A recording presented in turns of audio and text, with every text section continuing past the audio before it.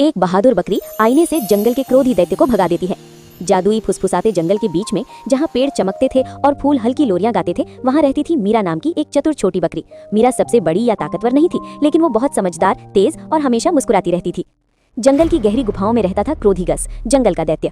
वो बहुत बड़ा था, हरे भरे मांसल शरीर वाला, उलझे बालों वाला, और उसकी दहाड़ से पेड़ों के पत्ते झड़ जाते थे। गस छोटे जानवरों को बहुत तंग करता था। वो जंगल में घूमता, फलों के पेड़ उखाड़ता, पक्षियों को डराता और सबसे मीठे फल खुद खा जाता। मुझसे बड़ा और ताकतवर कोई नहीं, वो गरजता, सबको मेरी बात माननी पड़ेगी। एक सुहानी सुबह गस जानवरों के खेलने वाले मैदान में आ धमका। अब ये जंगल मेरा है, वो चिल्लाया और अपनी बड़ी लाठी घुमाने लगा। बंदर पेड़ों पर छिप गए, तोते उड़ गए और खरगोश अपने बिलों में कांपने लगे। मीरा बकरी झाड़ी के पीछे से चुपचाप देख रही थी। उसने मन में कहा, बड़ा होना मतलब बदमाशी करने का हक नहीं मिल जाता। तभी उसे एक शानदार विचार आया। जब गस अपनी बड़ाई कर रहा था, मीरा ने झरने के पीछे छिपा हुआ एक पुराना चमकदार चांदी का आईना ढूंढ लिया। वो उसे सावधानी से खींचकर बड़े मैदान में ले आई और एक ऊंचे पत्थर पर रख दिया, फिर खुद उसके पीछे छिप गई।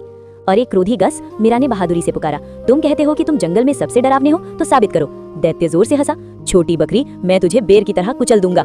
वो भारी कदमों से उसकी तरफ दौड़ा। सही मौके पर मीरा ने आईना घुमाया और दैत्य की पूरी शक्ल उसमें आ गई। गस अचानक रुक गया, उसकी आंखें फट गईं। उसके सामने एक भयानक विशाल राक्षस खड़ा था, हरा चेहरा, गुस्सैल नजर, उलझे बाल और मोटी मांसपेशियां, जो उसे घूर रहा था।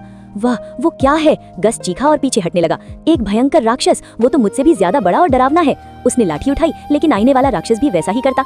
गस डर से चीखा और लाठी गिरा दी। ये मेरी नकल कर रहा है, ये मुझे खा जाएगा। मीरा शांति से बाहर निकली। वो कोई राक्षस नहीं है गस, वो तुम हो। जब तुम दूसरों को तंग करते हो तब तुम ऐसे ही दिखते हो। दैत्य हैरान रह गया। उसने आईने में फिर देखा, फिर बहादुर छोटी बकरी को देखा। बाकी सारे जानवर धीरे धीरे छिपकर बाहर आ गए और देखने लगे। गस का सिर झुक गया। पहली बार वो छोटा महसूस कर रहा था। उसने धीरे से कहा, मुझे पता नहीं था कि मैं इतना डरावना लगता हूँ। मैं तो बस चाहता था कि सब मुझे ध्यान दे। मीरा मुस्कुराई और प्यार से बोली,